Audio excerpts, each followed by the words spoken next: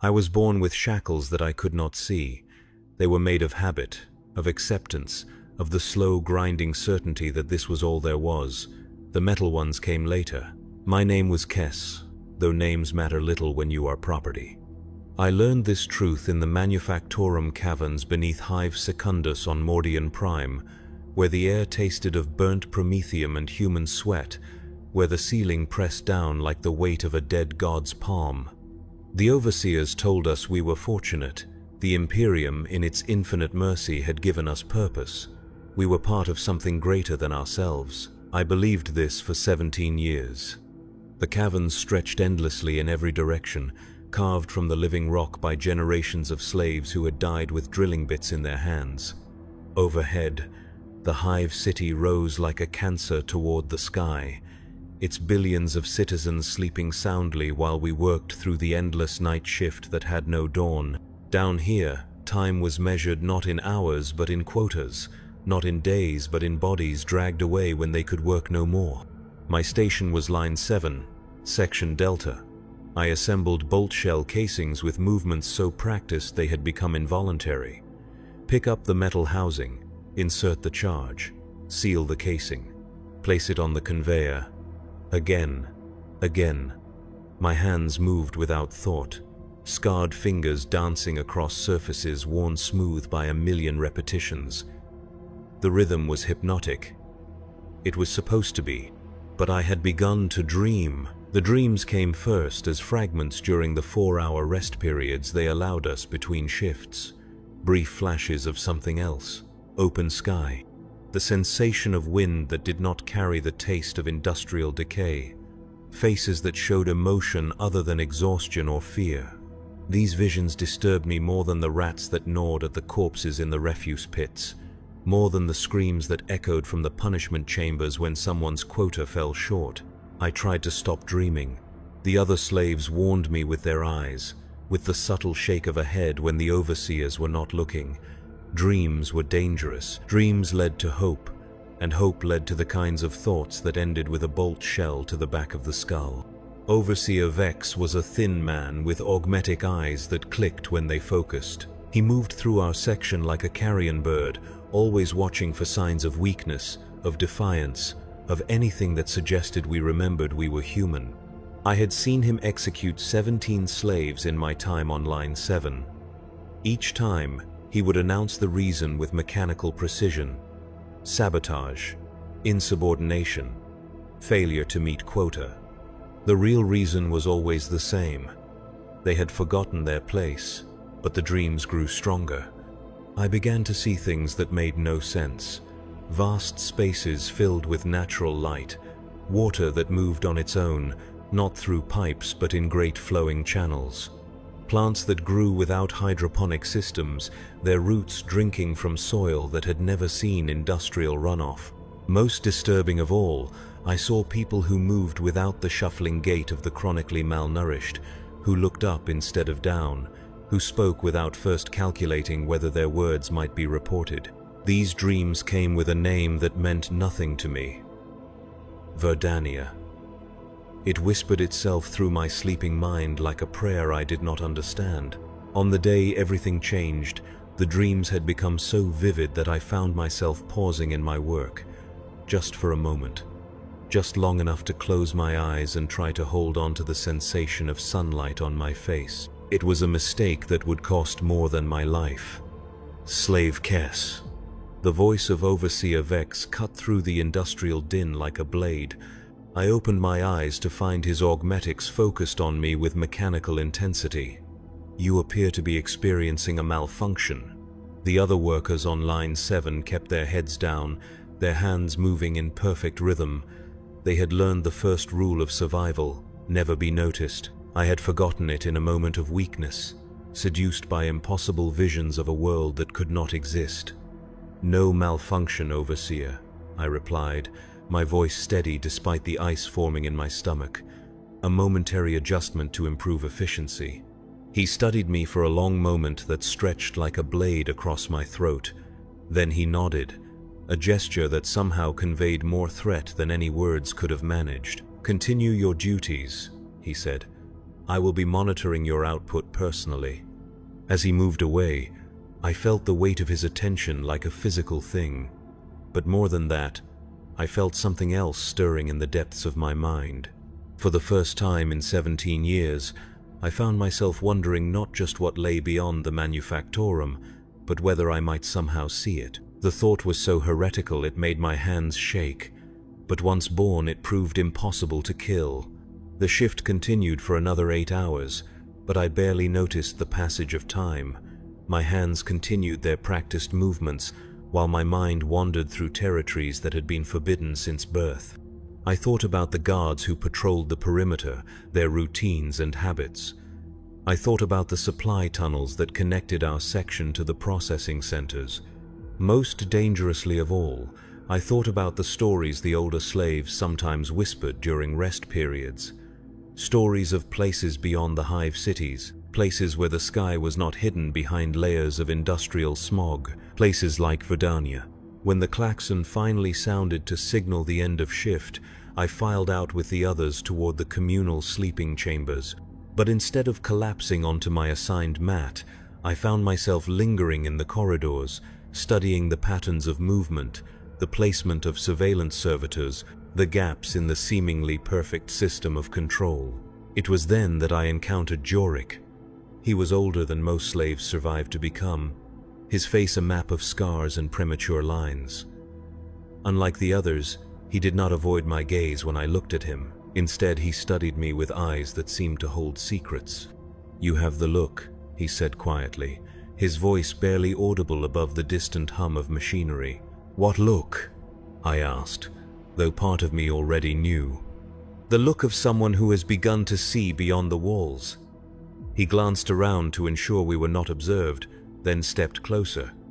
"It is a dangerous thing, young Kess, but perhaps it is also necessary." He knew my name, though I had never spoken to him before.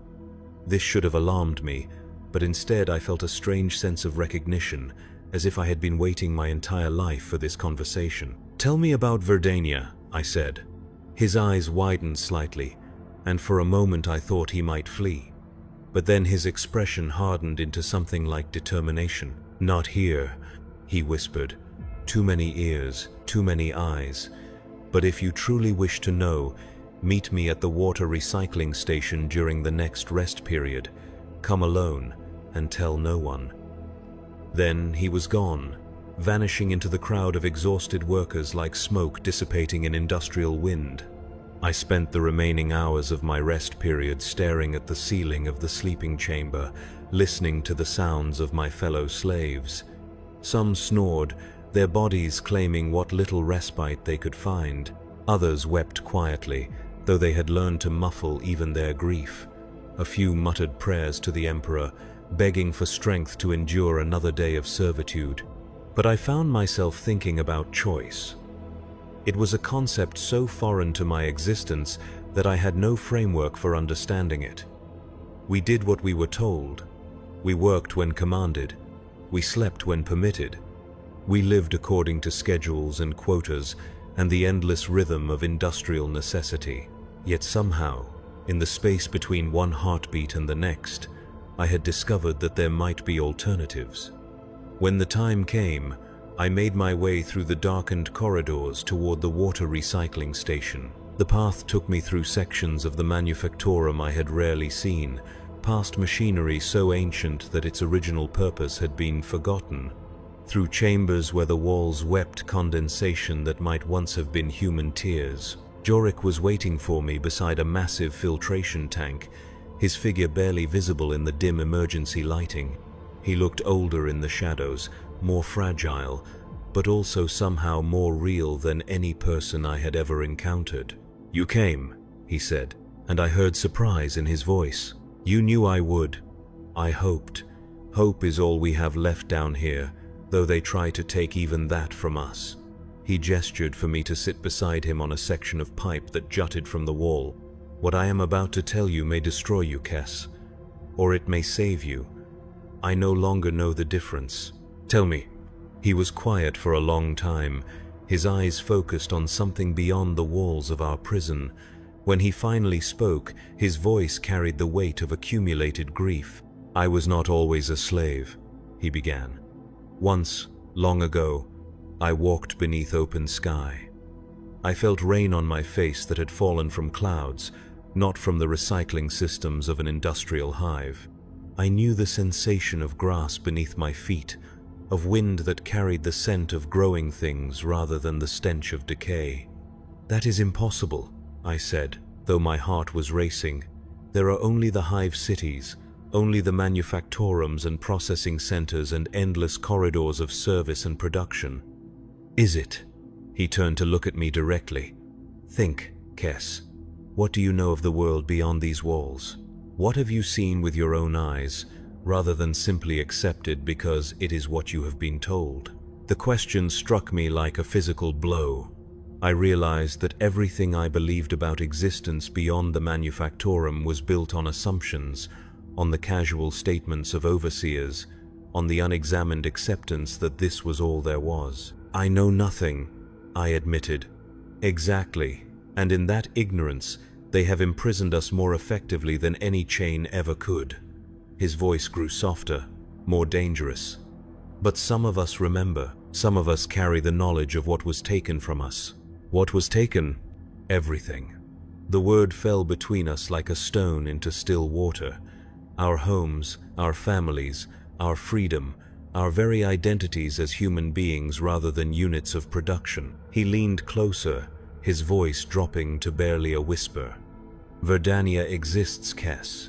It is a world of forests and rivers, of cities built for beauty rather than efficiency, a place where human beings live as something more than slaves or masters. I was born there, before the imperial tithe collectors came, before they decided that our world's greatest resource was not its minerals or its strategic position, but its people." The words hit me like hammer blows. Everything I had been taught about the glory of service, about the honor of contributing to the Imperium's great work, began to crumble like poorly mixed concrete. "How many of us are there?" I asked. "How many remember?" "Fewer each year. The older slaves die, and the younger ones are born into this system without ever knowing anything else existed. Soon, all memory of the outer worlds will be lost, and we will become exactly what they want us to be, willing participants in our own enslavement." "But you remembered. You kept the knowledge alive." "I did. But what good has it done? I have spent 30 years in these caverns, watching friends die, watching hope slowly drain away like water through cracked stone. Memory without action is just another form of torture." There was something in his voice that made me look at him more carefully. Beneath the resignation, I heard something else, something that might have been preparation. "You are planning something," I said. He did not answer immediately.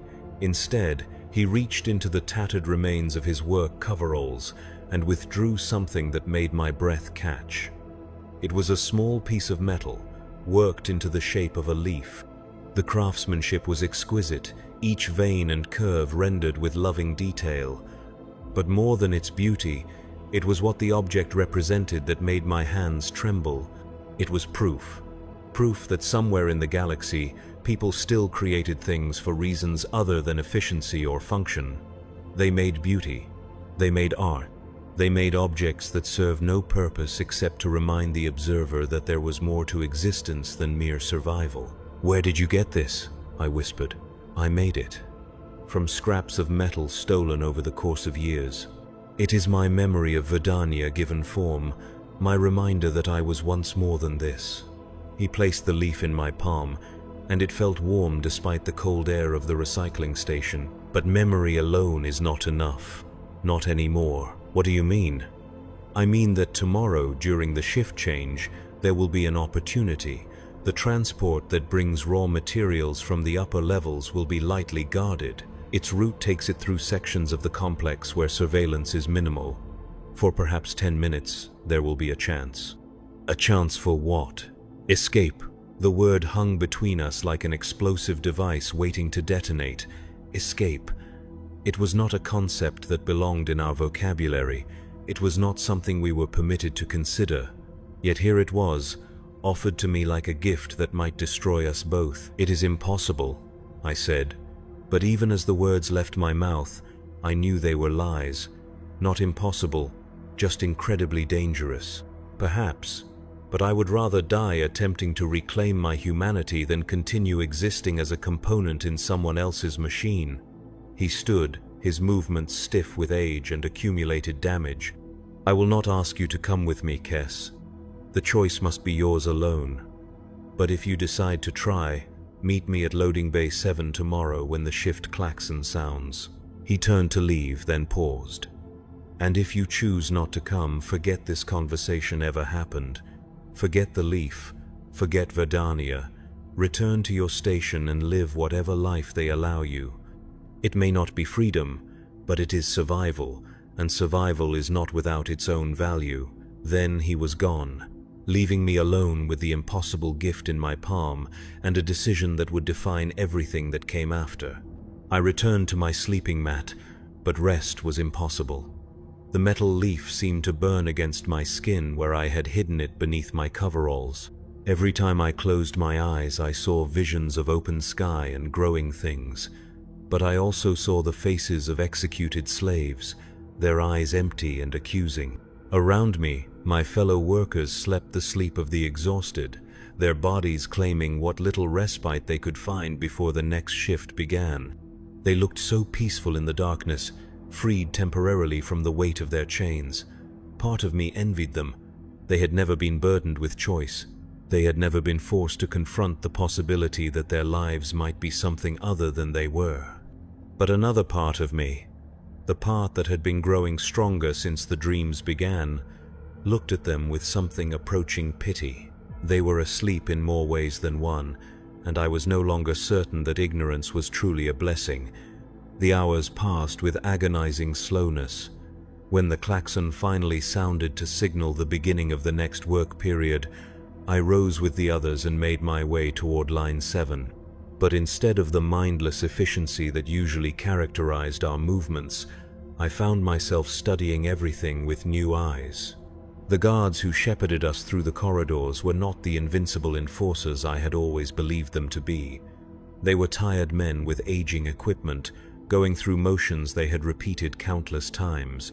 The surveillance servitors that tracked our movements had blind spots, gaps in their coverage that a careful observer might exploit. The very size and complexity of the manufactorum that had once seemed like proof of our imprisonment now revealed itself as a maze with hidden passages and forgotten chambers.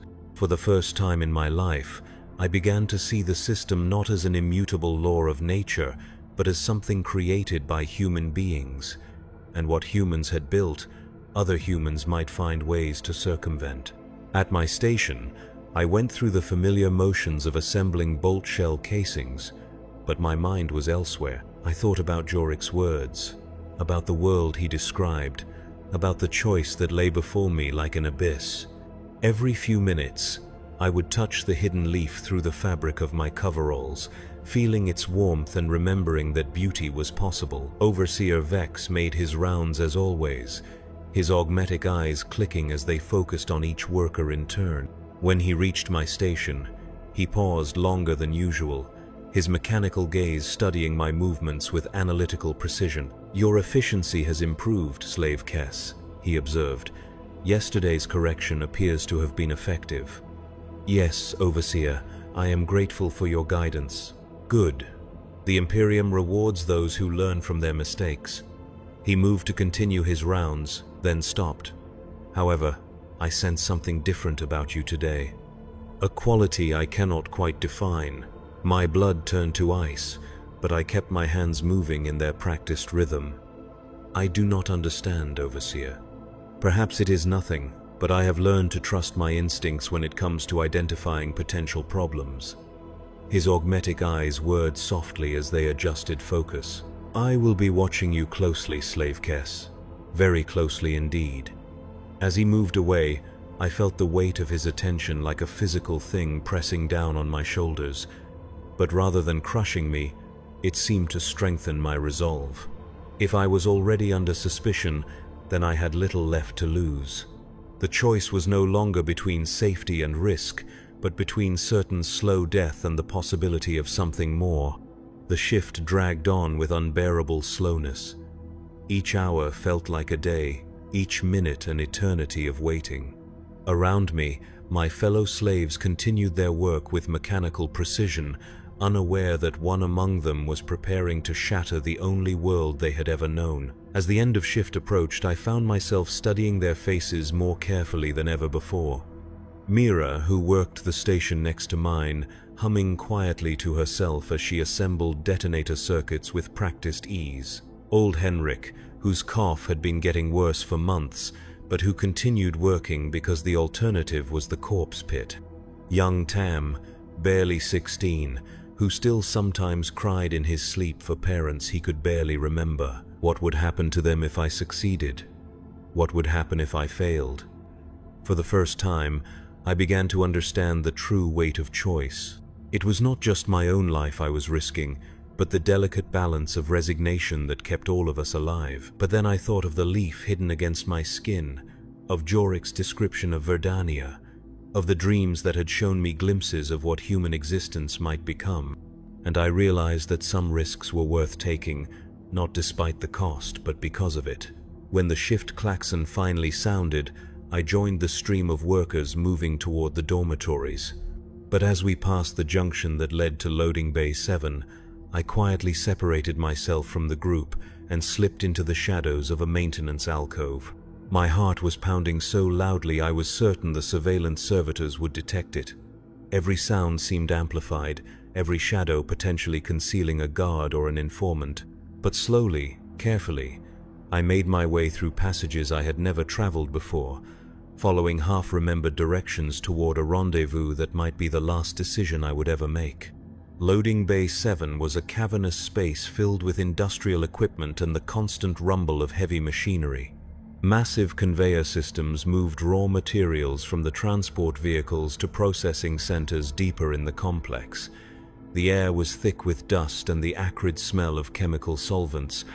I found Jorik waiting beside a towering stack of metal ingots, his figure almost invisible in the industrial gloom. When he saw me, something in his expression shifted from resignation to something that might have been hope.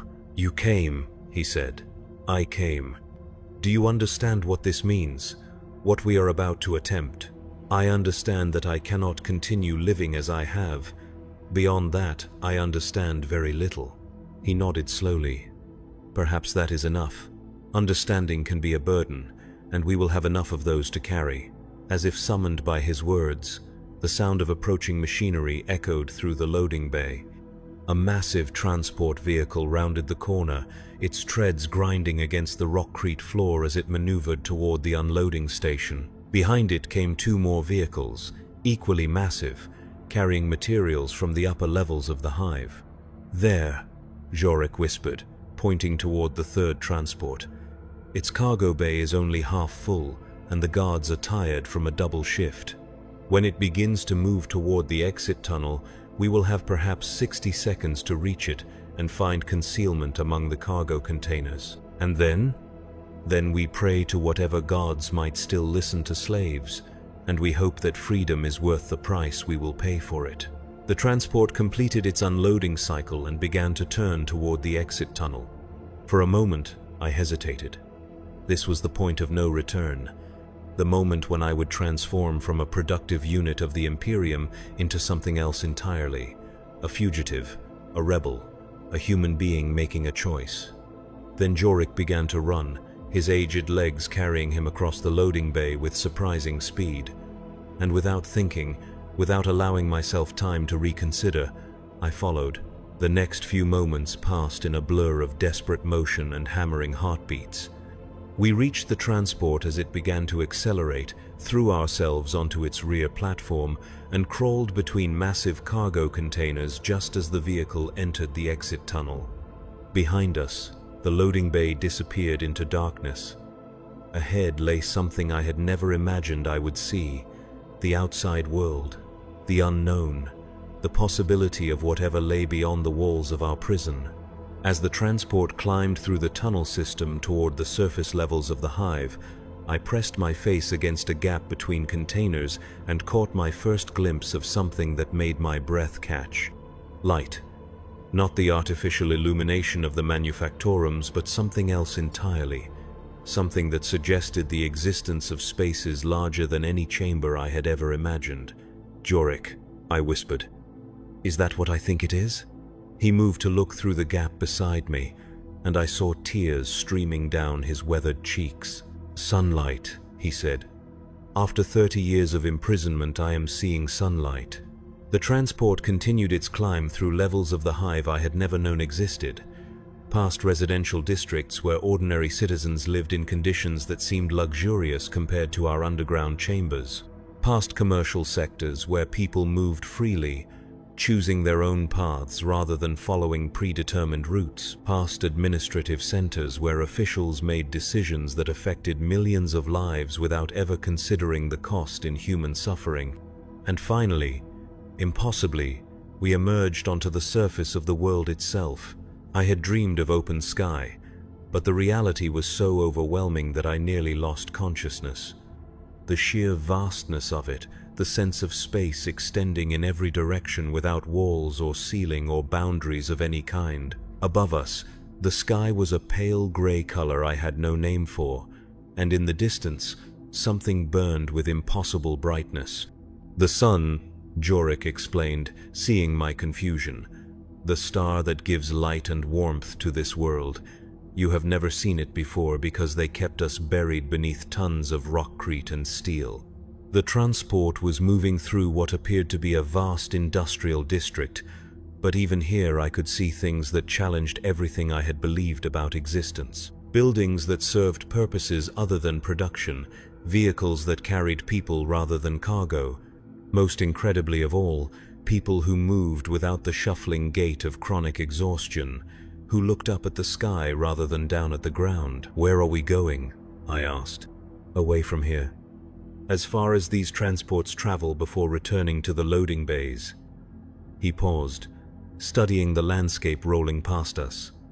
"There is a spaceport on the outskirts of the hive. Ships come and go carrying cargo and passengers to other worlds. If we can reach it, if we can find passage somehow, then perhaps we might eventually reach Verdania. And if we cannot, then we will have had this much, at least. We will have seen the sky. We will have remembered what it feels like to be human." The journey to the spaceport took several hours, during which I experienced more wonder and terror than in all the previous years of my life combined. Wonder at the sheer scale and complexity of the world beyond the manufactorums. Terror at the knowledge that we were now completely cut off from everything familiar, fugitives in a landscape we did not understand. When the transport finally began to slow, approaching what appeared to be a massive complex of landing platforms and warehouse facilities, Jorik and I prepared to disembark. We had no plan beyond reaching the spaceport, no resources except our determination, no skills beyond those required for industrial assembly. But we had something else. Something that the overseers had tried to take from us but had never quite succeeded in destroying completely. We had hope. The transport came to a stop at a cargo transfer station on the edge of the spaceport complex. As workers began to unload the containers that had concealed us, we slipped away into the maze of buildings and landing platforms that stretched as far as the eye could see. And for the first time in either of our lives, we were free. The realization hit me like a physical blow. Free.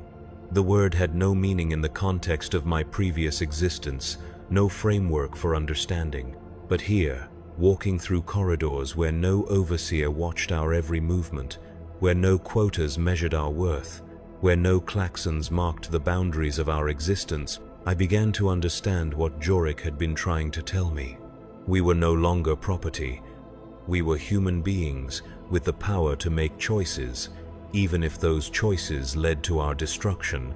The spaceport was a city unto itself, filled with people from across the Imperium. Merchants and pilgrims, soldiers and administrators, all moving with the casual freedom of those who had never known true bondage. Among them, Jorik and I were invisible, just two more figures in work coveralls, unremarkable enough to avoid attention. But our freedom came with a price I had not anticipated. Without the structure of the manufactorum, without the familiar rhythm of shifts and quotas and assigned duties, I found myself overwhelmed by the sheer number of choices available to us. Where should we go? What should we do? How did free people decide such things? Jorik, drawing on memories of a life before enslavement, led us through the complex toward the passenger terminals. His plan, such as it was, focused on finding transport to Verdania, but as we moved deeper into the spaceport, it became clear that this would be more difficult than either of us had imagined. The ships that traveled between worlds required payment, documentation, official approval for passenger manifests. We had none of these things. We were escaped slaves with no identity beyond our service numbers, no currency except the hope that had carried us this far. "We need to find work," Jorik said as we sheltered in a maintenance area between terminals. "Honest work, paid work, something that will give us the resources to book passage legitimately." "What kind of work can escaped slaves find at a spaceport?" "The kind of work that free people do," he replied. "We are no longer slaves, Kess. We must stop thinking of ourselves as such." It sounded simple when he said it, but the reality proved far more complex. Freedom, I was learning, was not simply the absence of chains. It was a skill that had to be developed, a way of thinking that had to be cultivated. After 17 years of having every decision made for us, the prospect of choosing our own path was both exhilarating and terrifying. We spent the next several days learning to navigate this new world. We found temporary work loading and unloading cargo, jobs that required no documentation and paid in small denominations of imperial currency. We slept in maintenance areas and abandoned storage compartments, ate scraps from the food vendors that served the spaceport's legitimate passengers. It was a hard existence, but it was ours. For the first time in our lives, the work we did served our own purposes rather than those of distant masters. The exhaustion we felt at the end of each day was earned rather than imposed. Even our hunger was a form of freedom, a consequence of our own choices rather than the calculated rationing of our captors. But always, beneath the small joys of liberation, was the knowledge that we were living on borrowed time. Escaped slaves were valuable property, and the Imperium did not easily forgive theft of its resources. Eventually, someone would notice our absence. Eventually, the hunt would begin. On our 7th day at the spaceport, that eventuality became reality. I was working a loading shift on Platform 12 when I saw them. 3 figures in the grey uniforms of Manufactorum security, moving through the crowd with the methodical patience of professional hunters. They carried data slates displaying images I could not see clearly, but their purpose was obvious. They were looking for us. I found Jorik at his assigned station and warned him with a subtle gesture we had developed during our brief time as free men. Without speaking, we abandoned our work and made our way toward the emergency exits that had become our escape routes and hiding places. But as we moved through the service corridors beneath the passenger terminals, it became clear that our pursuers had anticipated this response. More security personnel were stationed at the exits, their positions chosen to cut off any attempt at flight. "They knew we would come here," Jorik said as we crouched in the shadows of a maintenance alcove. "They understand escaped slaves better than we understand freedom." "Then what do we do?" "We make a choice that they will not expect." His voice carried a calm that seemed impossible under the circumstances. "We stop running and start fighting." "Fighting?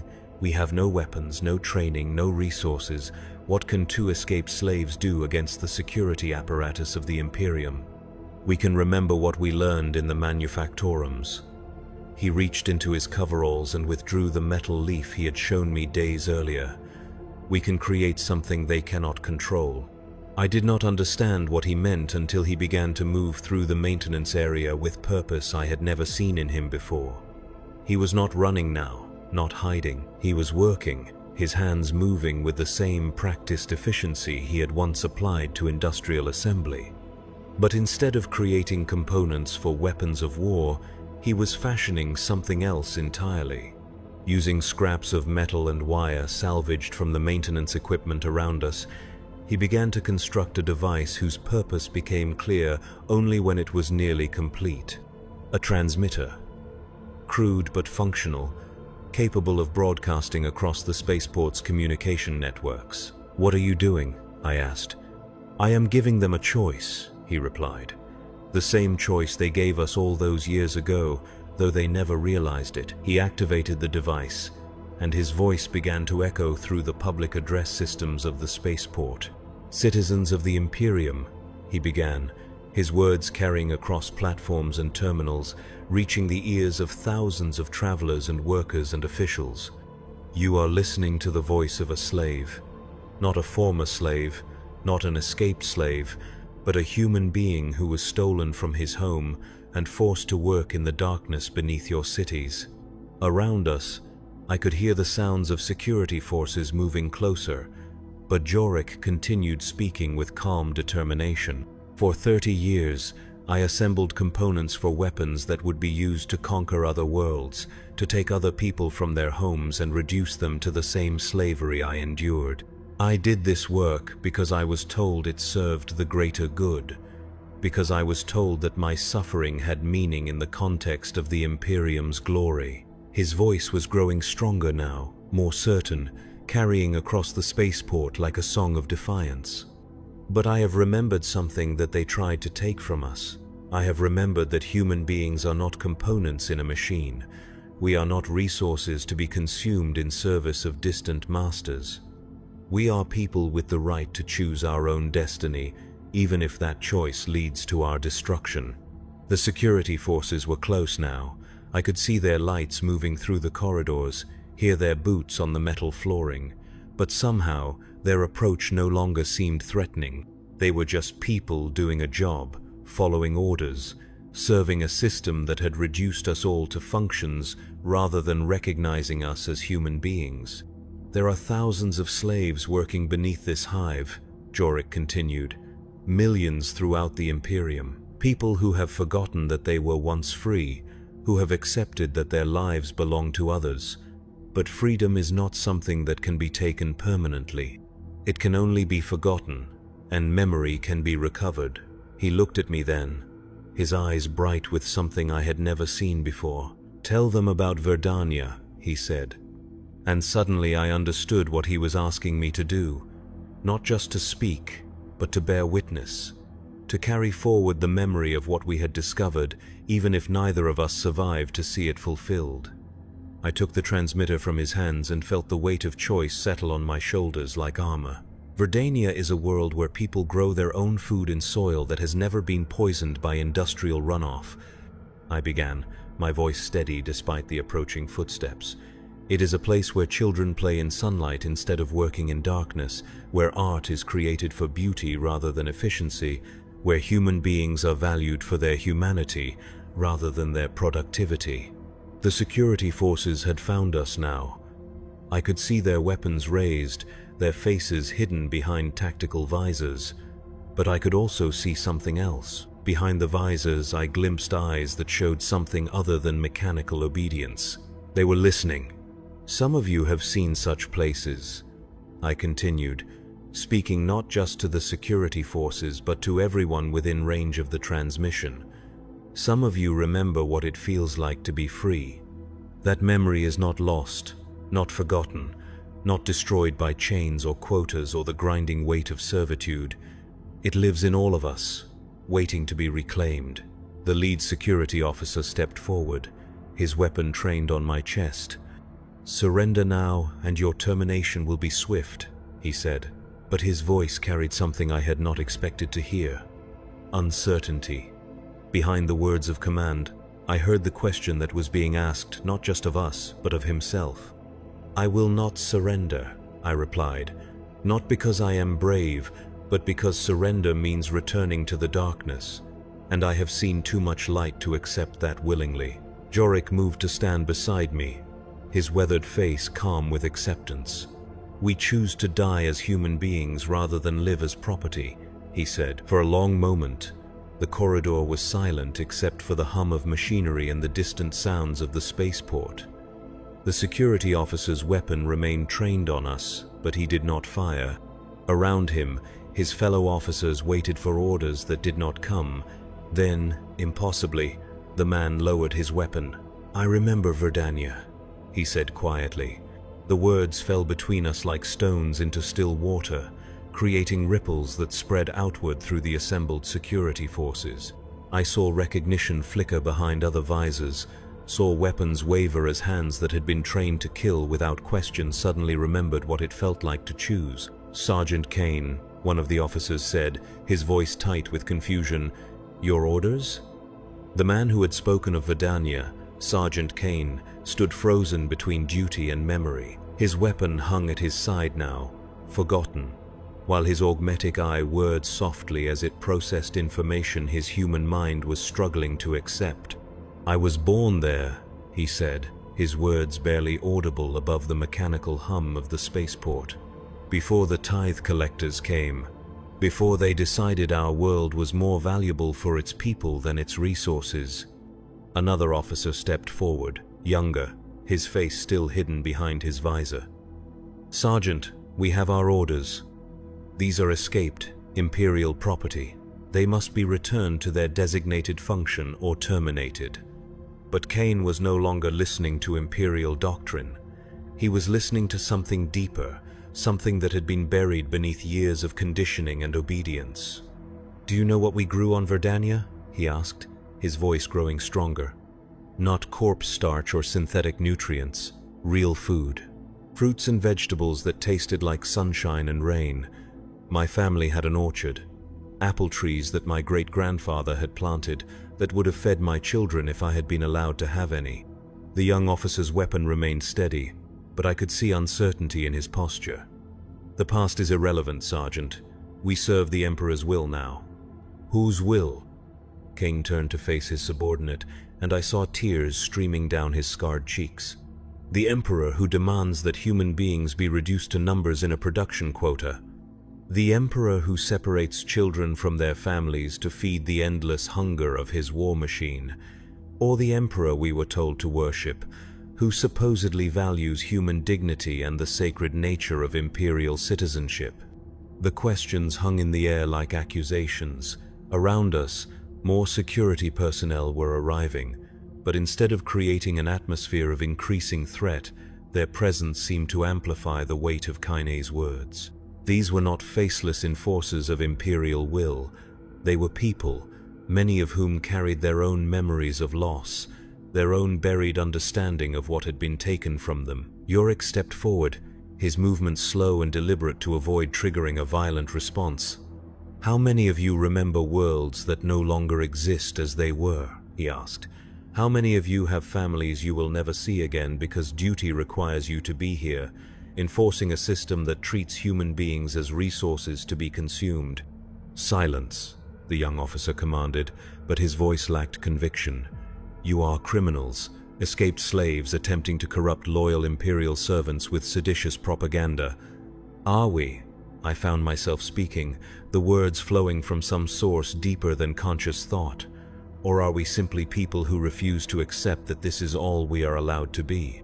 I reached into my coveralls and withdrew the metal leaf Jorik had given me, holding it up so that everyone could see its delicate craftsmanship. This was made by a slave in the few minutes he could steal between shifts, using scraps of metal that would have been recycled into instruments of war.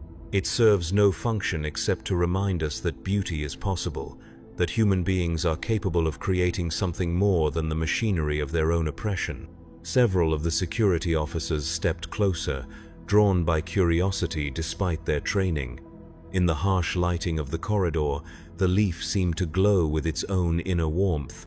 "It is just a piece of scrap metal," the young officer said. But there was something in his voice that suggested he understood its true significance. "No," Kaine said softly.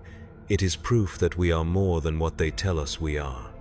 The standoff continued for several more minutes, but something fundamental had shifted. The clear lines between captor and captive, between law and rebellion, had become blurred by the introduction of a third element: memory.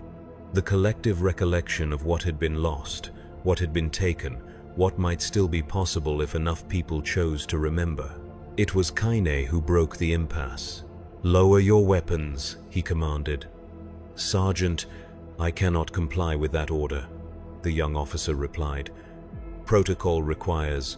"Protocol can burn in the warp," Kane snapped. "I am giving you a direct command. Lower your weapons and stand down."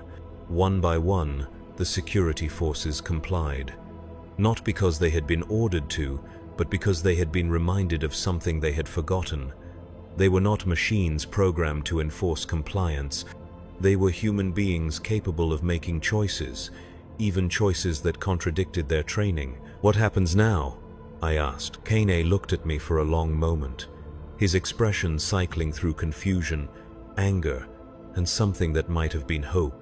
"Now we find out whether the Imperium can survive the knowledge that its people are capable of choosing their own destiny," he said. He activated his comm unit and spoke into it with calm authority.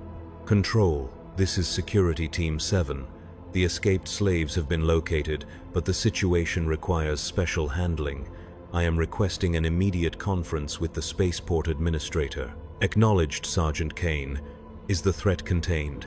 Kane looked at Jorik and me, then at his fellow officers, then at the metal leaf still glowing in my palm. "The threat is contained," he replied, "but the situation is more complex than initially reported."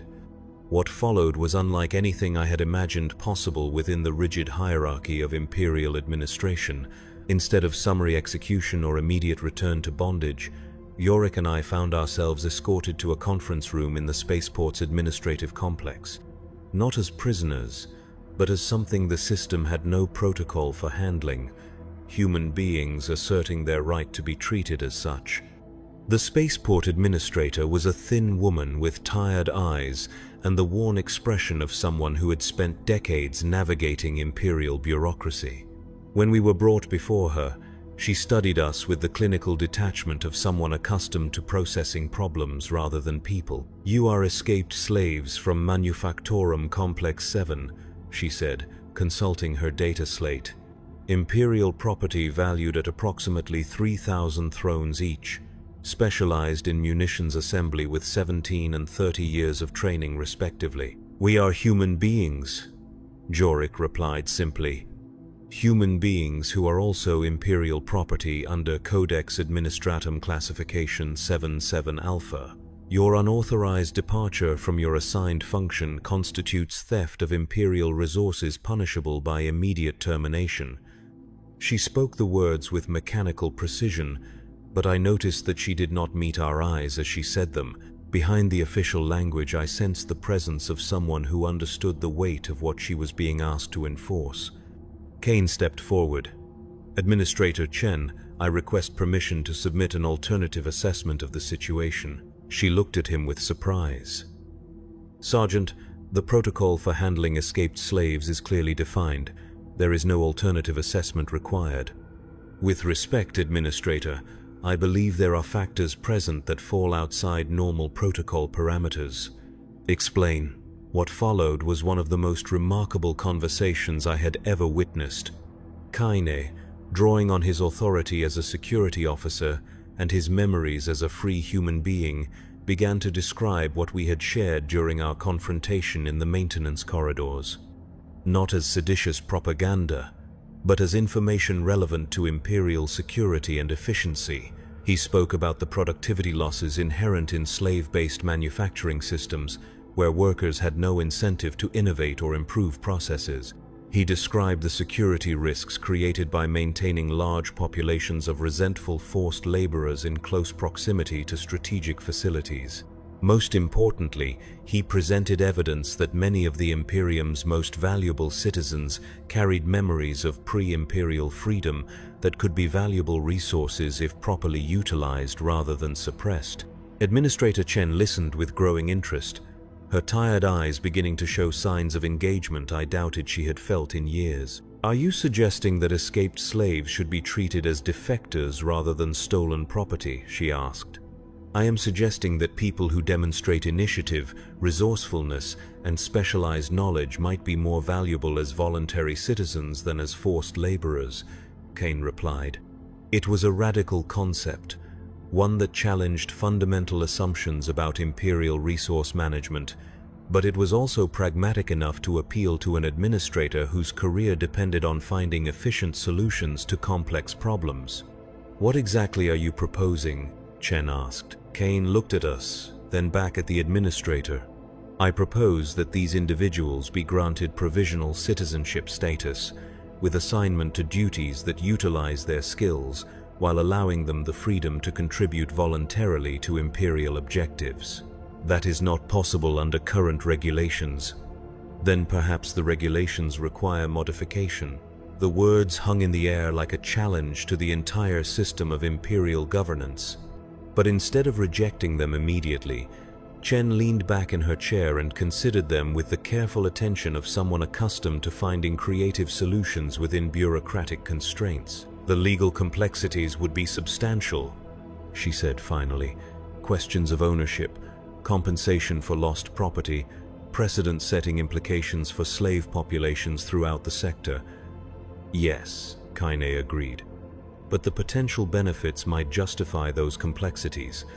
Consider the propaganda value of demonstrating imperial mercy and justice. Consider the intelligence opportunities presented by voluntary cooperation from individuals with detailed knowledge of underground manufacturing operations. Consider the productivity gains achievable when workers have genuine motivation to excel." Chen turned her attention back to Jorik and me. "And what do you propose to offer the Imperium in exchange for this unprecedented consideration?" Jorik answered without hesitation. "Everything we know about the slave operations beneath this hive. Names, locations, security procedures, production capabilities. Information that could help the Imperium transition to more efficient systems while maintaining security and productivity. And after that, we ask only for the opportunity to prove that free people serve the Emperor more effectively than slaves ever could." It was a bold offer, one that transformed us from escaped property into potential assets. But more than that, it was a demonstration of something the Imperial system rarely encountered. People choosing to serve not because they were forced to, but because they believed in the possibility of something better. Chen studied us for a long moment, her expression unreadable. Then she activated her comm unit and began to speak with quiet authority. "I am declaring this a special administrative situation under Emergency Protocol 12. I want full documentation of everything these individuals can provide about underground operations, and I want a complete analysis of the feasibility of implementing voluntary labor programs in high-security manufacturing facilities." She looked at us directly for the first time since we had entered her office. "You will remain in protective custody while this analysis is conducted, not as prisoners, but as Imperial citizens under administrative review. If your information proves valuable and your proposals feasible, you may find that the Imperium is more adaptable than you believed." "And if not?" I asked. "Then you will have lived as free people for a few more days than you otherwise would have," she replied. "Sometimes that is all anyone can ask for." We were escorted to quarters in the administrative complex that were unlike anything I had ever experienced.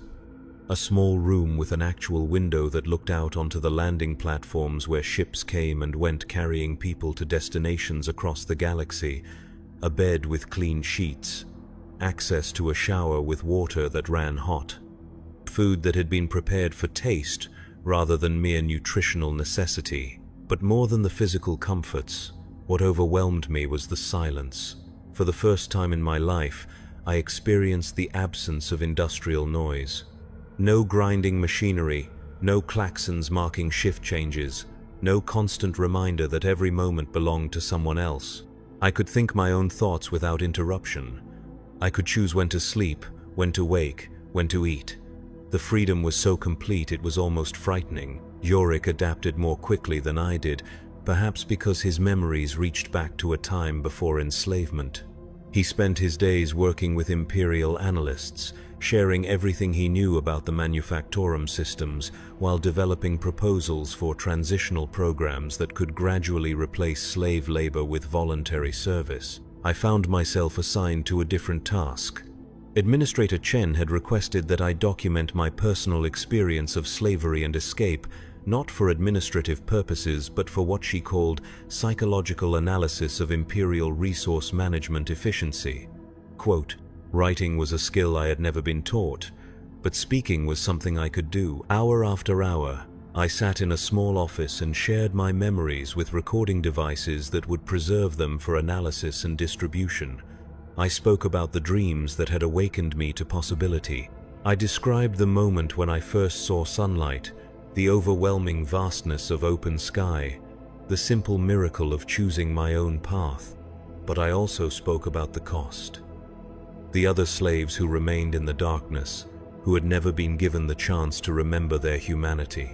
The system that reduced human beings to components in a vast machine of production and consumption. The weight of knowing that my freedom had come at the price of abandoning people who deserved the same opportunity. The recordings would eventually become part of something larger than either Jorik or I had imagined. Administrator Chen, working with contacts throughout the imperial bureaucracy, had begun to build a case for systematic reform of slave-based manufacturing. Not from humanitarian concerns, which carried little weight in imperial decision-making, but from purely practical considerations of efficiency, security, and resource optimization. Our escape had become the catalyst for a conversation about whether the Imperium could afford to continue treating its people as disposable resources. It was a conversation that would take years to resolve, that would face resistance from entrenched interests and established procedures. But it was happening, and that was more than I had ever dared to hope. 3 months after our escape, we received our answer. Jorik and I were summoned back to Administrator Chen's office, where we found her reviewing a thick folder of documents bearing official imperial seals. Her expression was carefully neutral, but I thought I detected something that might have been satisfaction in her tired eyes. "Your provisional status has been reviewed and approved by the sector administration," she announced. "You are hereby granted full imperial citizenship with all associated rights and responsibilities." The words should have filled me with joy, but instead I felt a strange mixture of gratitude and grief. We had won our freedom, but the victory felt incomplete while so many others remained in bondage. "What about the others?" I asked. "The slaves still working in the manufactorums?" "Change is slow within the Imperium," Chen replied, "but change is possible. Your information has led to the establishment of 3 pilot programs for transitional labor systems in manufacturing facilities across the sector. If successful, they may be expanded. It was not everything I had hoped for, but it was a beginning, and sometimes beginnings were all that anyone could ask for." Jorik was assigned to a position within the Imperial Manufacturing Authority, where his knowledge of both slave and free production systems would help design new approaches to industrial organization. I was offered a choice of several positions, but the one that called to me was unexpected. I requested assignment as a counselor for refugees and displaced persons arriving at Imperial spaceports. People who, like us, had been torn from their original lives and forced to navigate systems they did not understand. People who needed someone who could remind them that they were more than the circumstances that had brought them to Imperial attention. My first assignment was to help process a group of survivors from a hive world that had been devastated by Orcish invasion. They arrived broken and traumatized, carrying nothing but the clothes they wore and the memories of everything they had lost. As I worked with them, helping them understand their options and opportunities within Imperial society, I found myself thinking about the metal leaf that still rested in my personal effects. It had become a symbol not just of beauty in the midst of ugliness, but of the human capacity to create meaning from the raw materials of existence. Each person I worked with carried their own version of that leaf, some memory, some skill, some dream that had survived the destruction of everything familiar. My job was to help them recognize those inner resources and find ways to transform them into new possibilities. It was work that had meaning beyond mere survival, purpose beyond simple obedience. It was the kind of work that could only be done by someone who chose to do it, who found value in the act of service itself rather than in the rewards or punishments that might follow. Years passed. The pilot programs expanded slowly, facing resistance and setbacks but gaining ground through demonstration of their practical benefits. More slaves were granted opportunities to transition to voluntary service. More administrators began to question the efficiency of systems built on coercion rather than cooperation. And always, in quiet moments, I would think about Verdania. I never did reach the world of Yorik's memories, never saw the orchards and flowing rivers he had described, but I came to understand that Verdania was not just a place. It was a state of being, a way of relating to existence that valued human dignity and the possibility of choice. I found my own version of Verdania in the work I did, in the people I helped, in the small acts of kindness and recognition that reminded both them and me that we were more than the sum of our circumstances. Sometimes, late at night when the spaceport was quiet, I would stand at my window and look up at the stars. Somewhere among them was the world where Jorik had been born, where apple trees still grew in orchards tended by people who chose their own paths. Somewhere among them were thousands of other worlds, each with their own versions of beauty and possibility. And somewhere, in the darkness beneath hive cities across the galaxy, people were dreaming dreams that might one day lead them to remember their humanity. The metal leaf still sits on my desk, a reminder that even in the deepest darkness, human beings remain capable of creating something beautiful. It is a testament to the truth that Jorik taught me in those desperate hours when we first dared to dream of freedom. We are more than what they tell us we are. We are more than the roles assigned to us, more than the functions we are expected to perform, more than the limitations imposed by systems built on fear and control. We are human beings, with all the terrible and wonderful possibilities that implies. We are capable of choice, even when that choice seems impossible. We are capable of hope, even in the face of despair. We are capable of love, even when surrounded by hatred. And sometimes, if we are very fortunate, we are capable of transformation, not just of ourselves, but of the world around us. One choice at a time, one act of courage at a time, one moment of recognition at a time. The dream of freedom is not just about escaping physical chains. It is about remembering that those chains, however strong they may seem, are not the final truth about human existence. The final truth is written in the space between one heartbeat and the next, where we discover that we have the power to choose who we will become. This is my testimony, recorded for those who might one day need reminding. We began as slaves, but we did not end as slaves. We chose to become something else, something more, something worthy of the dreams that had sustained us through the darkest hours of our captivity. And in making that choice, we discovered that freedom is not a destination to be reached, but a way of walking through whatever world we find ourselves in. It is the metal leaf hidden against the heart, the memory of sunlight on skin that has known only artificial light, the voice that speaks truth even when truth is dangerous. It is the moment when we stop asking permission to be human and simply choose to be.